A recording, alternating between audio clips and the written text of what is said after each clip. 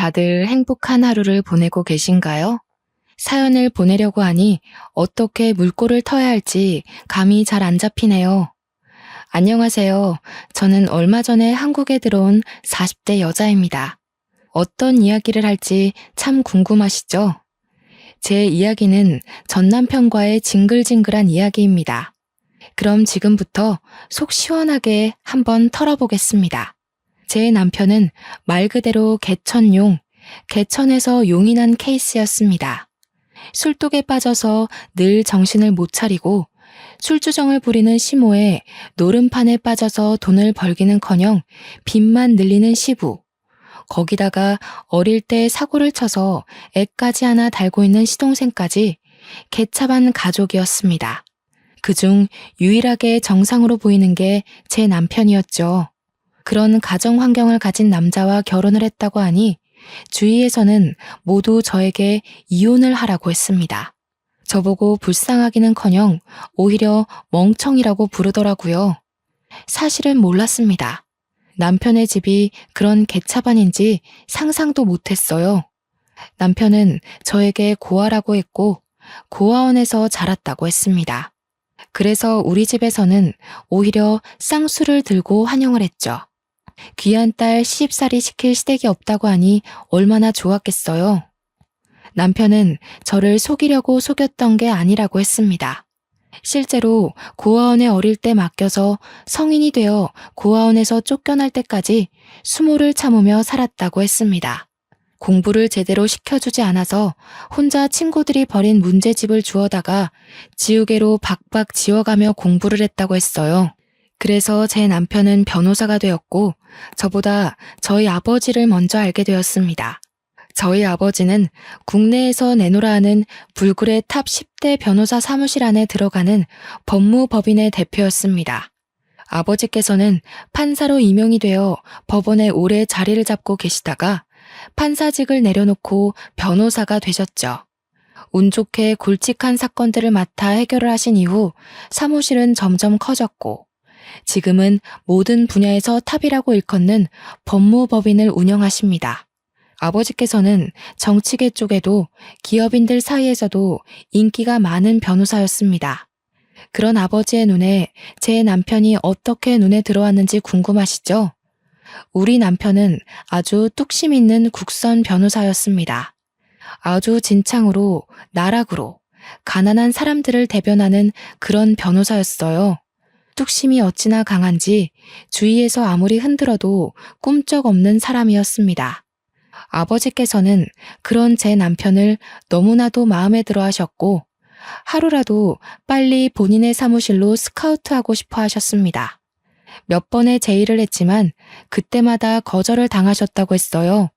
남편은 가난한 사람들을 도와주고 싶다고 커다란 회사에 들어가 굵직한 사건만 맡으면 소외된 사람들은 누가 변호해주냐고 했다고 하더라고요. 그러면 그럴수록 우리 아버지의 마음에는 가득히 제 남편이 담겼다고 했습니다. 그날은 어머니의 심부름으로 아버지께 물건을 가져다 드리러 사무실에 방문한 날이었는데 그날도 아버지께서는 제 남편을 회유하러 부르셨어요. 남편은 거절을 하고 나오고 저는 아버지의 사무실로 들어가는 순간 마주쳤습니다. 저는 남편에게 정말 한눈에 반하고 말았습니다. 아버지의 사무실에서 멀끔하게 나오는 그 모습에 두 눈을 빼앗기고 말았습니다. 저는 아버지께 당장 달려가 저 사람은 누구냐고 물어보았죠. 아버지께서는 아주 뚝심이 있는 남자라면서 저에게 모든 이야기를 해주셨어요. 스카우트하고 싶은데 죽어도 넘어오지 않는 사람이라면서요. 저는 그날 하루 본 제 남편의 얼굴이 잊혀지지 않아서 시름시름 앓았습니다. 이게 바로 상사병이라는 걸까요? 정말 딱 한 번만 더 봤으면 좋겠다 하는 생각이 머릿속에서 지워지지 않았습니다. 결국 전 용기를 내었어요. 수소문을 해서 남편이 일하는 국선 변호사 사무실을 찾아갔습니다. 무슨 일로 오셨습니까? 저에게 묻는 남편에게 저는 그저 아무 말도 하지 못했습니다. 제가 무슨 사정이 있나 보다 하고 잠자코 저를 기다려 주었는데 그 모습도 너무 강단 있어 보이고 멋있더라고요. 저는 솔직하게 이야기했습니다. 제가 누구 딸인지 말이죠. 그러자 저한테 사무실까지 따님이 찾아올 거라 생각도 못했다면서 이미 제안은 거절했다고 했습니다. 저한테 그게 무슨 상관일까요? 아버지 회사랑은 관계없이 찾아온 거여서 저는 당당하게 데이트 신청을 했습니다. 그러자 얼굴이 새빨갛게 변하면서 말을 잇지 못하시더라고요. 저는 그 뒤로 매일같이 국선 변호사 사무실을 출입했습니다. 도시락을 싸들고 가기도 하고 직원분들의 커피를 바리바리 싸들고 방문을 하기도 했죠.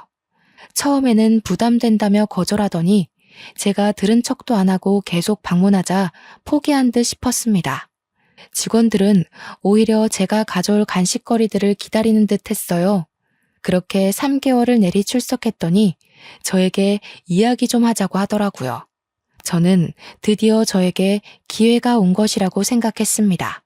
같은 사무실을 사용하는 다른 변호사들도 모두 저한테 잘해야 된다고, 저 같은 여자를 잡아야 한다고 입김을 불어넣고 있었거든요. 솔직히 우리 어머니께서 아버지에게 얼마나 지극정성인지 크고 자라면서 배웠기 때문에 저도 내조만큼은 정말 잘할 수 있었어요. 든든한 처가의 뒷배까지 생기는 건데 당연히 저를 잡아야 하는 거 아니겠어요? 그런데 제 남편은 저를 불러내어 아주 음울한 이야기들을 쏟아내었습니다. 나는 고아예요. 우리 부모는 나를 버려두고 방치했고 결국 고아원에 가게 되었습니다. 지긋지긋한 사람들이었어요. 당신은 항상 행복하고 예쁜 것만 보고 자랐을 거 아닙니까? 나는 그런 당신이 너무 부담스럽습니다. 저에게 솔직하게 이야기한다면서 제가 부담스럽다고 하는데 눈물이 왈칵 터지더라고요. 그러더니 뒤돌아서 사무실에 들어가 버리더라고요. 저는 이대로 제 사랑을 접어야 하나 했습니다. 처음에는 너무 가슴이 아파서 숨을 쉴 수조차 없었어요. 하루가 가고 이틀이 가자 배가 고프고 의욕이 생기더라고요. 10번 찍어서 안 넘어가는 나무가 없다고 하잖아요. 딱 3일째 되는 날부터 다시 남편의 사무실에 얼굴 도장을 찍기 시작했습니다. 그리고 남편이 저를 쫓아내려고 하는 순간 정면 돌파를 했어요. 제가 부담스럽다고 했지만 저를 싫어하는 건 아니잖아요. 남편은 허를 찔린 듯한 얼굴을 했고 저는 이 남자의 진심을 엿볼 수 있었습니다. 이 사람은 정말 나와 자신의 집안 차이나 살아온 모든 것이 맞지 않는다고 느꼈을지언정 저를 좋아하고 있다는 건 확실하다고요. 그래서 저는 더 이상 뒤로 미루지 않았습니다. 이 사람을 끝까지 쫓아다니기로 마음을 먹었죠. 그래서 8개월이 지났을 때 이 사람은 저에게 항복을 했습니다. 제 마음을 받아주기로 했어요. 저는 정말 행복해서 날아갈 것 같았고 남편은 저의 아버지 회사로 스카웃 제의까지 받아들이게 됐습니다. 우리 아버지는 저에게 정말 복덩이라고 하셨어요. 우직한 남편이 아버지의 사무실에 입성하자 아버지는 정말 평생 소원 다 이뤘다는 말을 하셨죠. 저는 이때다 싶어서 남편과 연애 중이라는 사실을 밝혔고 아버지는 아주 놀라워하시면서도 축하를 해주셨어요. 우리 남편이 고아라는 사실을 저희 부모님께서 쌍수 들고 환영했다고 하셨잖아요. 아버지께서는 당장 결혼이라도 하라며 저희를 응원해 주셨습니다. 그래서 저희는 결혼을 준비했어요.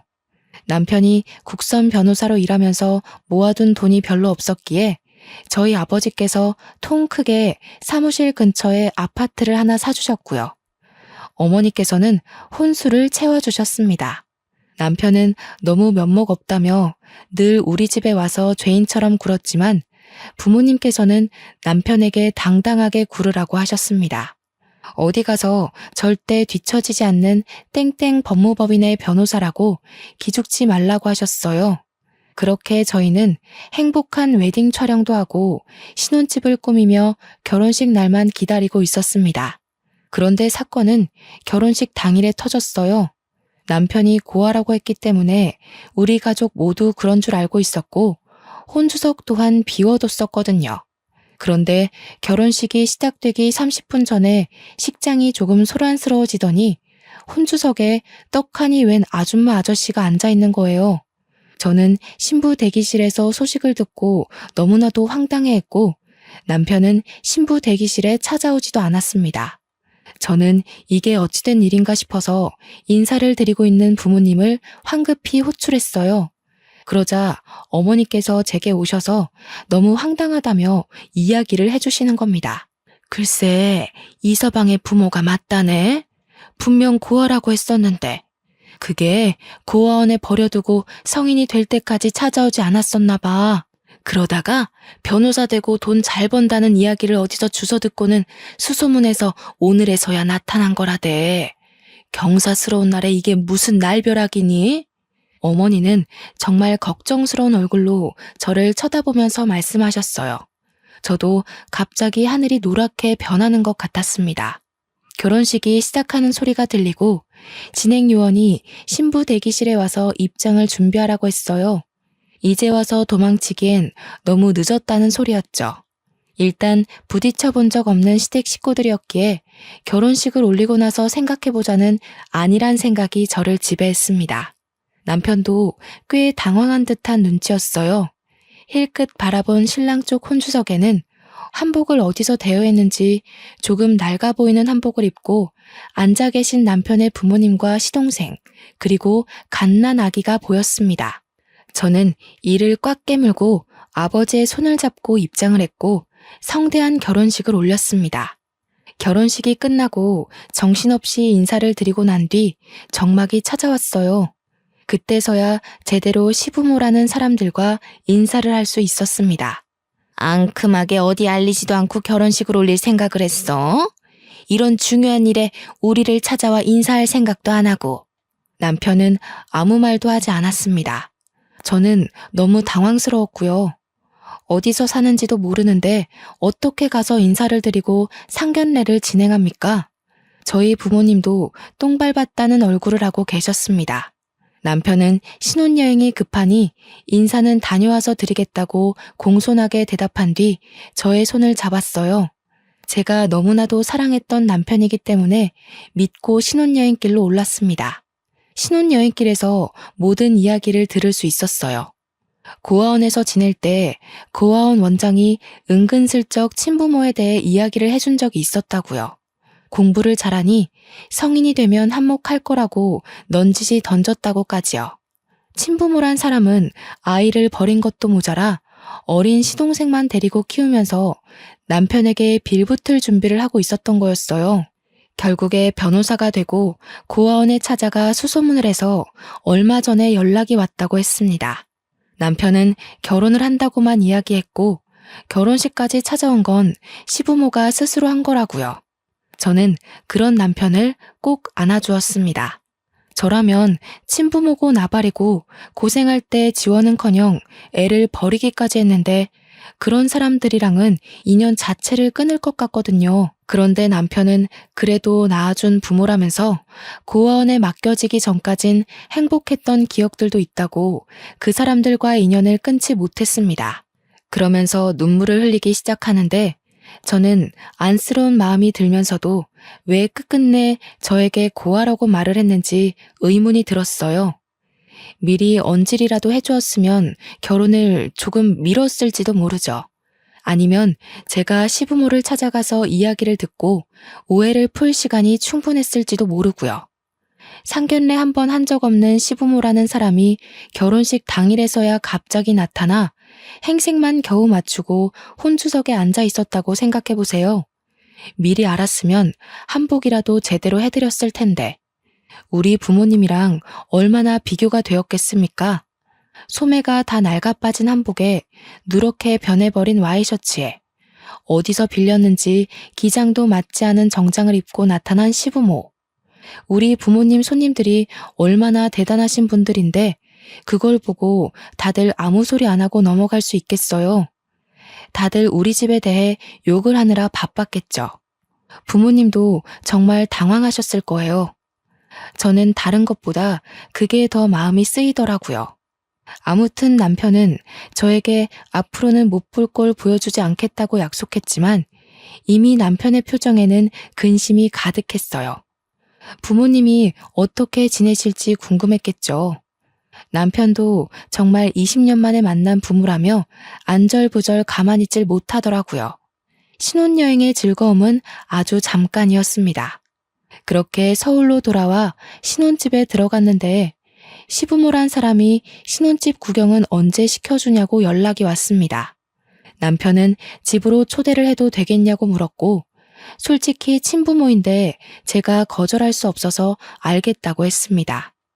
부지런하게 집들이 음식을 만들고 시부모를 초대했습니다. 그 자리에는 당연히 어린 시동생과 갓난 아이까지 오게 되었고요. 집이 아주 궁전이네. 방이 2개만 더 있었어도 우리랑 둘째까지 같이 사는 건데. 저는 그 말에 입을 떡 벌렸죠. 신혼집인데 어떻게 시부모를 모시고 살겠어요? 거기다가 시동생까지요? 제가 남편의 옆구리를 쿡 찌르자 남편은 안 될 소리라고 하면서 지금은 어디 사시느냐 묻더라고요. 저는 그 말을 왜 붙이나 했어요. 지하 단칸방이라도 산다고 그러면 우리 집으로 모실 것 같은 기세였거든요. 남편은 분명 저에게 피해가는 일 없게 하겠다고 호언장담했는데 실제로 친부모를 보니까 그 다짐은 어디다 팔아먹은 건지 우유부단하게 굴었어요. 그러자 시동생이 불쑥 끼어들어서 말을 하더라고요. 우리 그냥 다 쓰러져가는 빌라에 옹기종기 모여 살지. 나야 뭐 애까지 있으니까 그렇다 쳐도 엄마 아빠는 여기 살아도 되지 않나 형? 방 남지 않어? 저기 있는 방. 저기는 우리 아이가 쓸 방이에요. 임신 계획이 있기 때문에 아이를 위해 비워뒀어요. 그럼 애 태어나기 전까지만 같이 살면 되잖아. 우리 엄마 애 잘 보는데. 아니, 애를 잘 봐서 고아원에다가 애를 맡기고 술독에 빠져 산답니까? 저는 남편을 째려봤어요. 그러자 남편이 시동생에게 그만하라며 여기 친정에서 해주신 신혼집이라고 하더라고요. 그래서 사돈 어른 댁은 뭐하는 집안인데 부자야? 제가 지금 다니는 변호사 사무실 대표님이세요. 어마마, 그럼 엄청나게 부자 아니야? 내가 고아원 가서 이야기 들으니까 너 엄청 좋은 데 취직했다던데.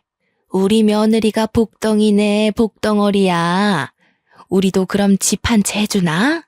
저희 집에서 왜 집을 해드려요?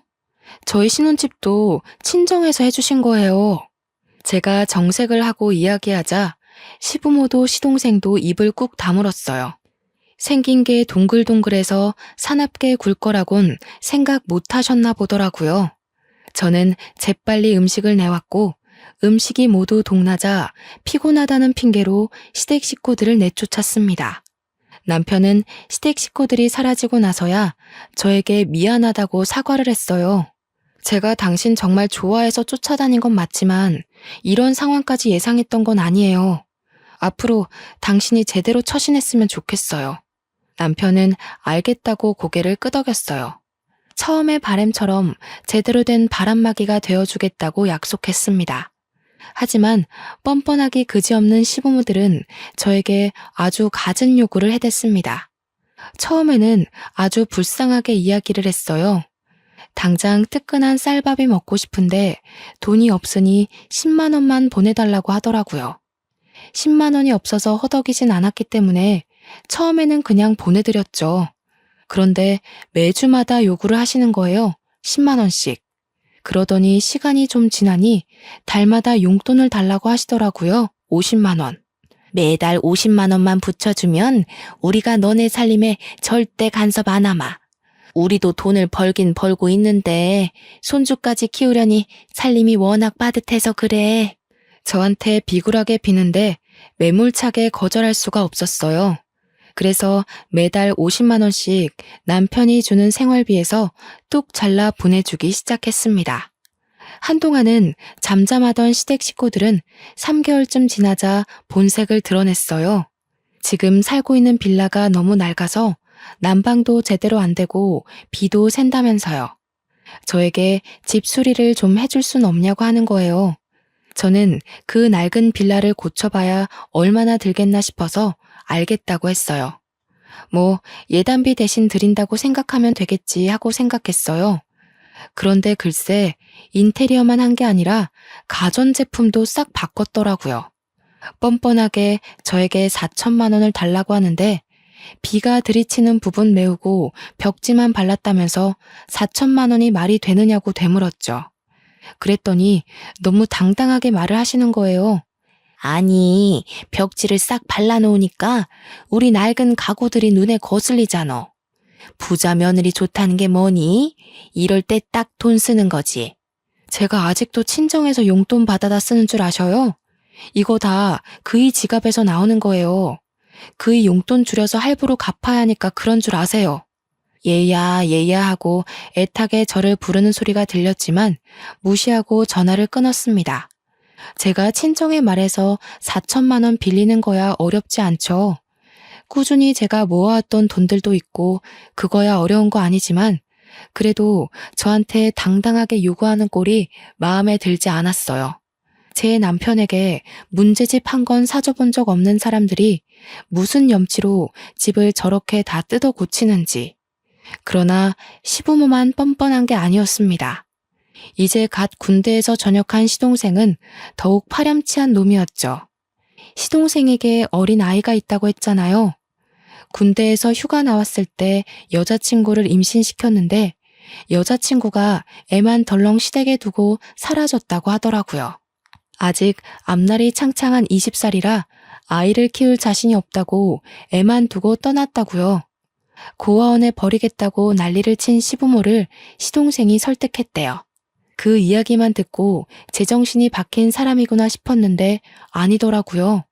군대 제대하고 나서부터 애는 뒷전이고 맨날 PC방에서 담배 피고 술집 가서 술 먹고 노느라 바빴대요. 그래서 애가 아빠를 보고도 낯설어 한다고 하더라고요. 그런 시동생이 저한테 애를 데리고 다니는데 불편해서 그런다며 차를 사달라고 하더라고요. 그걸 왜 저한테 말하는지 이해가 되지 않아서 남편이랑 상의해보라고 했죠. 우리 형 아시잖아요. 고아원에서 힘들게 산 거. 그런데 어떻게 형한테 차까지 사달라고 해요? 그럼 얼굴 3번도 안 본 형수한테 차 사달라고 하는 건 되고요. 스스로 일해서 돈 벌어 사세요. 이야기 들어보니까 맨날 집에서 게임하고 술 먹는다고 하던데 애를 위해서 사는 게 맞아요? 시동생은 형수 너무하네, 있는 사람이 더하다던데 궁시렁거리면서 전화를 끊었습니다. 저는 화가 나서 남편이 퇴근하고 돌아오자마자 이야기를 했어요.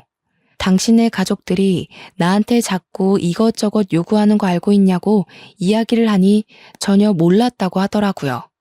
그러면서 저한테 용돈을 드리고 있는데 그걸로 부족한가? 하는 거예요. 제가 매달 50만 원씩 드리는 거 그거 남편한테 말한 적이 없었거든요. 놀래서 남편에게 50만 원 드리는 거 알고 있었냐고 하니까 뭔 소리냐고 되묻더라고요. 아니, 50만 원은 또 무슨 말이야? 내가 매달 100만 원씩 보내드리고 있는데 당신이 돈을 또 보내드리고 있었어? 저는 완전 뒤통수 맞은 기분이었어요. 매달 150만 원씩 저희 부부에게 갈취를 하고 있었던 거죠. 그것도 아주 교묘하게요. 그러면서 인테리어 해달라, 가전 바꾼다, 돈 뜯어가고 차까지 사달라고 했던 거예요. 저는 남편을 쥐잡듯이 잡았습니다. 얼마나 우습게 보였길래 이런 식으로 가족이라는 사람들이 뒤통수를 치냐고요. 그러자 남편이 저한테 버럭 화를 내더라고요. 아무리 그래도 자기 가족을 너무 우습게 보는 거 아니냐면서 저는 너무 어이가 없었습니다.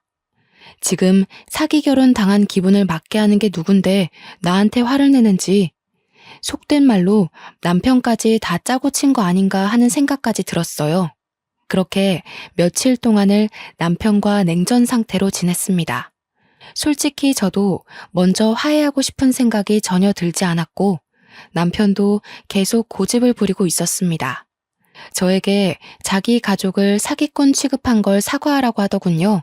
저는 끝까지 하지 않았어요. 고아원에 갖다 버린 부모 뭐가 그리 불쌍하고 안타까워서 저러는지 이해가 가질 않았습니다. 그 뒤로 남편과는 깊은 대화를 잘 하지 않게 되었어요. 남편은 무슨 일이 그리 바쁜지 아버지 회사 일을 혼자 도맡아서 하는지 야근하기 일쑤였고요. 하루 종일 저는 답답함과 싸워야만 했습니다. 오죽하면 정말 이혼까지 생각을 했을까요? 하지만 남편이 열심히 일할수록 우리 아버지의 사위 칭찬은 입이 마를 날이 없었습니다. 어딜 가나 자랑을 하고 다니시더라고요. 딸이 개차반 시댁에 시달리는 건 전혀 모르시고요. 하지만 아버지 어머니를 속상하게 하고 싶지 않아서 꾹 참았습니다. 어차피 제가 확 쏘아대면 별다른 요구를 하지 못하고 전화를 끊으셨거든요. 남편이 일에 중독된 지 몇 개월이 지나고 시동생에게 급하게 전화가 왔어요. 문제가 생겨서 아이를 두고 밖에 나가야 하는데 시부모도 집에 없다고 애 좀 봐줄 수 있냐고 묻더라고요. 이미 아이는 18개월 정도 된 상태였기 때문에 이유식도 따로 필요 없다. 밥이랑 김만 줘도 된다고 했어요. 급하다는데 오죽 맡길 사람이 없으면 저한테 이런 부탁을 할까 싶어서 알겠다고 했습니다. 시동생은 저희 집으로 찾아와서 아이를 맡기고 최대한 빨리 오겠다면서 사라졌어요. 저는 졸지에 난생 처음 애를 보게 되었습니다. 남자아이였는데 생각보다 너무 활발하더라고요. 정말 세상의 모든 어머니들, 할머니들, 그리고 보육교사들을 진심으로 존경하게 되었습니다. 고작 18개월인데 어찌나 빨빨거리면서 온 집안을 구석구석 뛰어다니던지 거기다가 체력이 엄청 좋은지 지치지를 않더라고요. 하루 종일 숨바꼭질에 술래잡기에 말도 제대로 못하는 아기와 뛰어놀았더니 진이 다 빠지더라고요. 남편은 밤 9시가 돼서야 퇴근을 했고 그때까지도 시동생이 나타나지 않아서 저는 거실에서 아이와 함께 잠이 들었습니다. 아무래도 하루 종일 뛰어논 탓인지 애는 뒤척이는 기색 없이 잠들었어요. 밤 11시가 넘어서야 시동생이 헐레벌떡 집으로 찾아왔고 잠든 아이를 보내주었습니다. 저한테 연신 감사하다고 인사를 하는 시동생의 입에서 약하게 술 냄새가 느껴졌어요.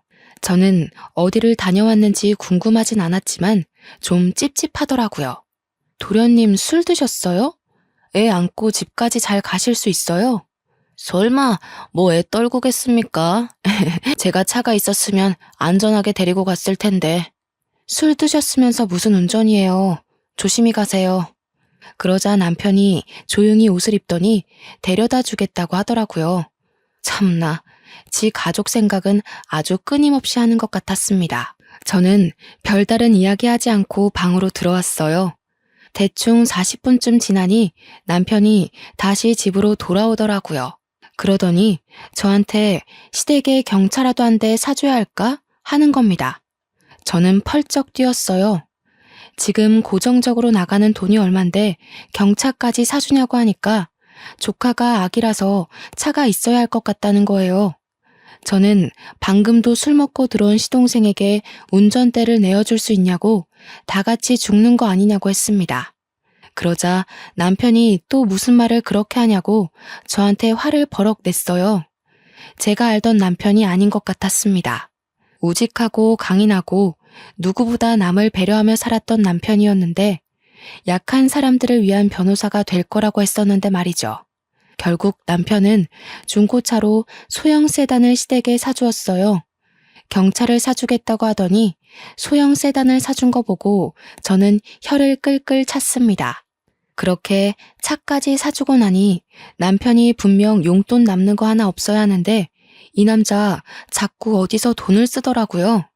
시댁에 소고기를 보내고 조카를 준답시고 몇십만 원짜리 장난감을 사주고 저는 아버지에게 슬쩍 남편의 연봉이 올랐냐고 물어봤는데 그건 아니라고 했어요. 원래도 잘 벌긴 했지만 그래도 저희가 매달 청약도 들고 적금도 있고 고정 생활비에 지출비도 있고 시댁에 150만 원씩 용돈도 드리고 하다 보니 남편이 유동적으로 쓸 수 있는 현금이 부족하긴 해야 하는데 이상하게 화수분처럼 돈을 꺼내더라고요. 슬슬 찜찜해지기 시작했죠. 그렇게 또 2달이 흐르고 시동생은 간간히 저희 집에 아이를 맡겼어요. 조카가 절 좋아한다는 말도 안 되는 이야기를 들이밀면서 애를 맡기더라고요. 처음에는 한두 번이니까 알겠다고 좋은 마음으로 아이를 봐주었는데 이게 시도 때도 없이 그러니까 저도 싫더라고요. 주말에 남편이랑 데이트라도 할라 치면 조카를 데려오질 않나. 평일에도 불쑥 찾아와서 1시간만 맡아주세요, 2시간만 맡아주세요 하는데 제가 무슨 보모라도 된 기분이었습니다. 그래서 하루는 집에 없는 척을 했어요. 배를 여러 번 누르고 문도 쾅쾅 두들기다가 집에 진짜 없나? 하면서 조용해지더라고요. 엘리베이터가 열렸다 닫히는 소리도 들려서 시동생이 갔나 싶어서 인터폰을 켜보니까 없더라고요. 그래서 잘됐다, 집에서 늘어지게 영화나 봐야지 하고 있는데 갑자기 조카의 울음소리가 들리는 거예요. 놀래서 현관문을 벌컥 열었습니다. 그러자 시동생은 어디로 사라지고 없고 현관문 앞에 조카만 덜렁 있었어요. 아직 2돌도 안 된 아기를 두고 사라진 거예요. 저는 놀래서 시동생에게 전화를 하려고 휴대폰을 열었는데 문자가 하나 와 있더라고요. 형수, 어디 갔어요? 문 앞에 애 두고 저 일 좀 보고 올게요. 집에 얼른 들어가서 애 좀 챙기세요. 저는 정말 너무너무 빡쳤습니다. 그래서 바로 아이를 데리고 집에 들어와 시동생에게 전화를 걸었습니다. 전화를 당연히 받지 않더라고요. 그 뒤로도 3번을 더 걸었는데 받지 않았어요. 결국 남편이 먼저 퇴근해서 돌아왔고 아이와 함께 저녁을 먹고 씻긴 뒤 남편에게 문자를 보여주었습니다. 남편은 문자를 보더니 놀래서 눈이 땡그레지더라고요. 그 순간 시동생이 현관문 벨을 누르더라고요.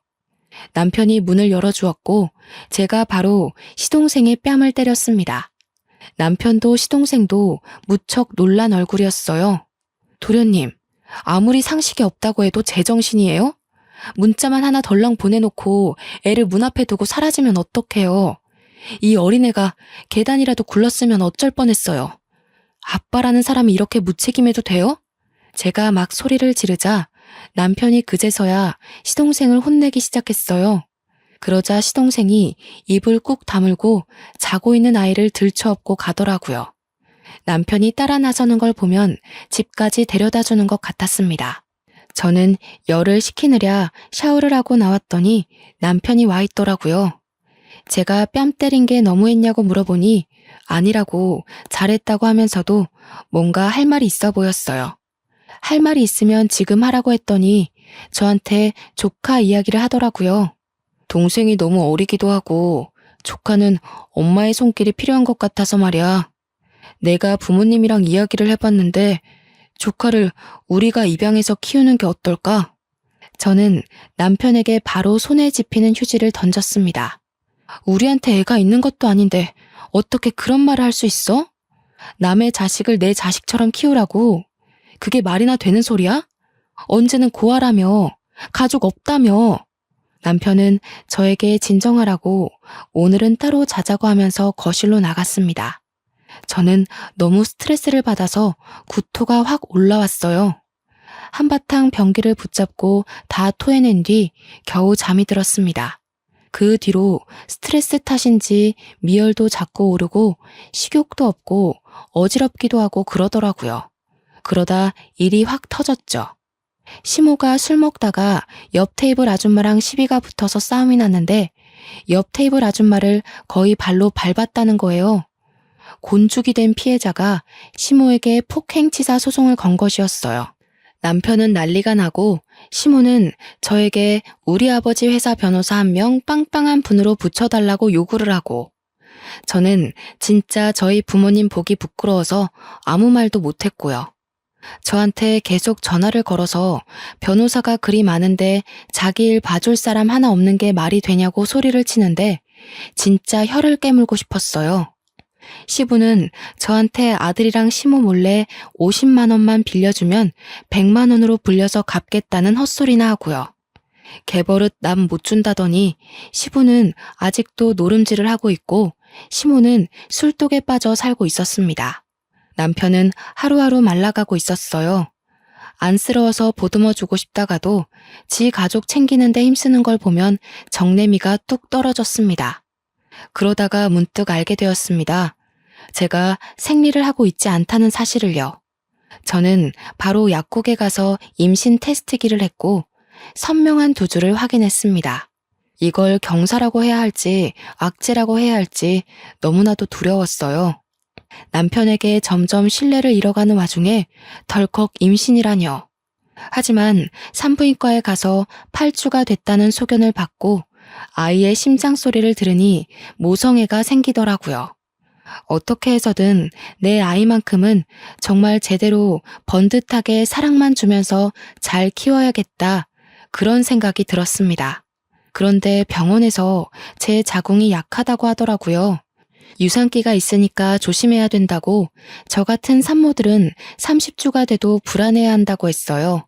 절대로 무리하지 말고 집에서 쉬는 것만 생각하라고 하면서요. 저는 제 임신 사실을 남편과 친정에 알렸습니다. 친정 부모님은 당연히 너무나도 좋아하셨죠. 저에게 벌써 어디 한약이 좋다더라 하시면서 하루빨리 손주를 만날 날을 기대하고 있었습니다. 남편에게는 모든 걸 솔직하게 말했습니다. 제 자궁이 약해서 절대로 스트레스 받으면 안 되고 무리해서도 안 된다고요. 남편은 제 말을 잘 이해한 것 같았어요. 그 뒤로 시부모에게 연락을 받는 일이 없었거든요. 하지만 한 가지 시동생만큼은 여전히 눈치 없이 굴었습니다. 저에게 자꾸만 조카를 맡기고 사라졌어요.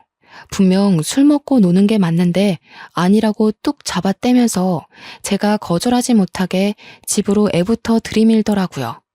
제가 임신 4개월을 넘겼을 시점 조카랑 놀다가 무리를 했는지 배가 조여들게 아파오기 시작했어요.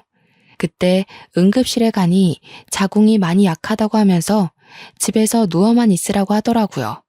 하지만 뛰어서 놀아주던 조카애가 벌써 2돌을 넘겼는데 가만히 앉아서 놀자고 하면 그러겠다고 할까요?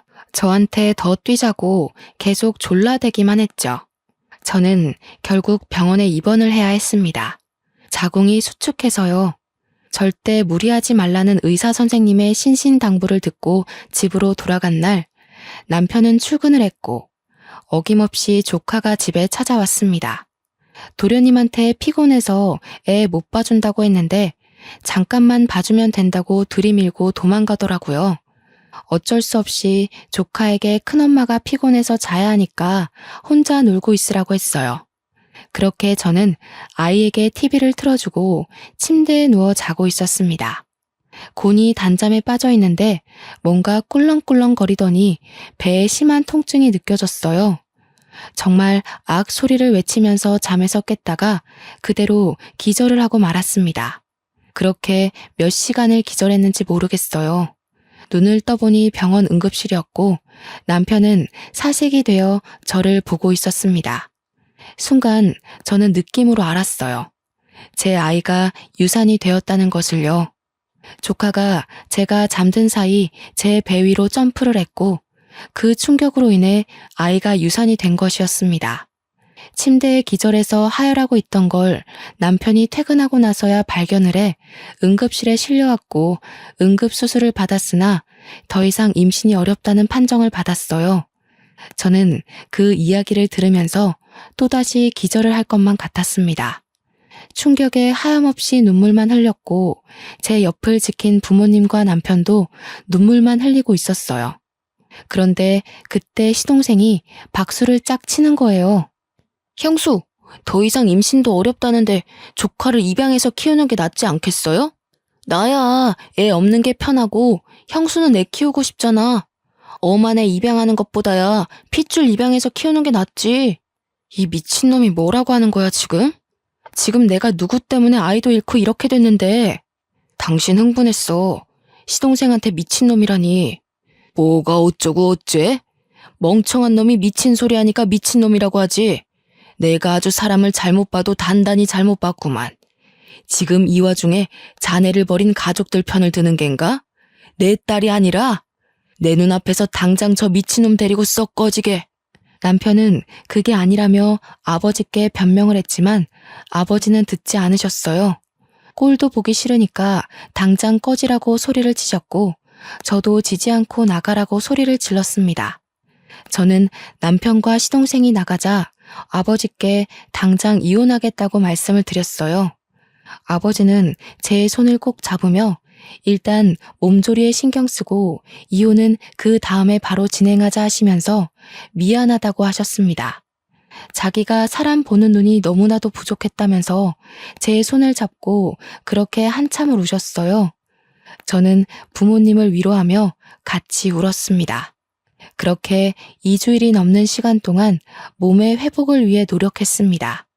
자궁 초음파를 통해서 자궁 안에 남겨진 찌꺼기까지 깨끗하게 청소하고 제 난소도 확인하고 임신이 어렵다는 판정은 번복되지 않았지만 저는 심리치료까지 병행하며 마음을 다스렸어요. 그리고 집으로 돌아와 남편에게 이혼을 하자고 이야기했습니다. 남편은 당연히 절대 이혼 못 해준다고 했죠. 이혼을 못 해준다니 아쉽네. 그럼 소송으로 진행할게. 이 집은 부동산에 내놨으니까 하루라도 빨리 짐 빼는 게 좋을 거야. 명의가 내 건 거 알고 있지? 당신이 재산에 기여한 부분이 어느 부분인지 모르겠지만 그건 판결 나오는 대로 처리해 줄게. 남편은 제 손을 잡고 다시 생각해보라고 했지만 저는 뿌리쳤습니다. 2번 생각할 겨를이 없는 확신에 찬 이혼 소송이었어요. 아버지는 바로 사무실 최고의 변호인단을 꾸려 제 소송을 준비해 주셨습니다. 그런데 일이 생각보다 아주 쉽게 풀렸어요. 남편이 월급이 오른 것도 아닌데 시댁에 돈을 쏟아부었었잖아요. 그게 알고 보니 아버지 회사 각종 거래처에서 뒷돈을 다 받고 있었던 거예요. 거절된 의뢰들도 몰래 수임해서 수임료 챙기고 아버지 로펌 이름을 걸고 갑질을 하고 있었던 거죠. 접대도 받고 뒷돈도 받고. 근데 그게 거래처의 장부에서 발견이 되고 수천만 원을 받은 것이 들통이 났습니다. 아버지께서는 그 증거들을 모조리 파헤쳐서 이혼 소송과 별개로 횡령으로도 소송을 걸었어요. 남편은 구속 위기에 처하자 저를 찾아와 울고불고 빌면서 이혼 바로 해주겠다고 용서를 해달라고 했죠. 하지만 전 이미 1번 기회를 줬잖아요. 2번 주기 싫었습니다.